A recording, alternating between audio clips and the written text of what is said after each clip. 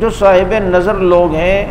وہ بتاتے ہیں کہ عصر کی 4 سنتوں کے اہتمام کرنے سے انسان کے اندر جادو اور سحر ٹوٹتا ہے۔ جن لوگوں کو یہ شکایت ہے نا مجھ کیا جسم بھاری رہتا ہے اور جناب جادو لگتا ہے، یہ وہ عصر کی سنتوں کا اہتمام کریں، عصر کی سنتوں کے اہتمام، کیونکہ ایک حدیث میں یہ ہے کہ ان 4 رکعت جو عصر کی سنتیں ہیں نا، ان 2 سنتوں کے 4 سنتوں کے بیچ میں یعنی 2 رکعتیں جب ہو جاتی ہیں کوئی پڑھتا ہے تو اس کے جو فرشتے ہیں نا نامہ اعمال لکھنے والے، ان کی ڈیوٹیاں تبدیل ہوتی ہیں کہ جناب صبح کا پھر شام کو واپس چلا جاتا ہے اور شام والا پھر جو ہے نا وہ صبح تک رہتا ہے۔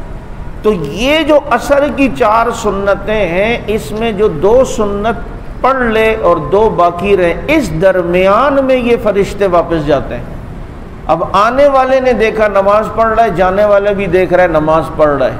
تو یہ جو وہ سنتیں ہوتی ہیں جس میں دونوں قسم کے فرشتے آتے ہیں، اور جہاں فرشتوں کی آمد ہو جائے وہاں جادو ٹونے کے معاملات پھر نہیں ہوتے ہیں۔ شاید اس میں یہی حکمت ہے جس کو علماء کرام نے جو ہے وہ اخذ کیا ہے۔ تو بہرحال عصر کی سنتیں ہیں، اس کے اہتمام کی کوشش کی جائے۔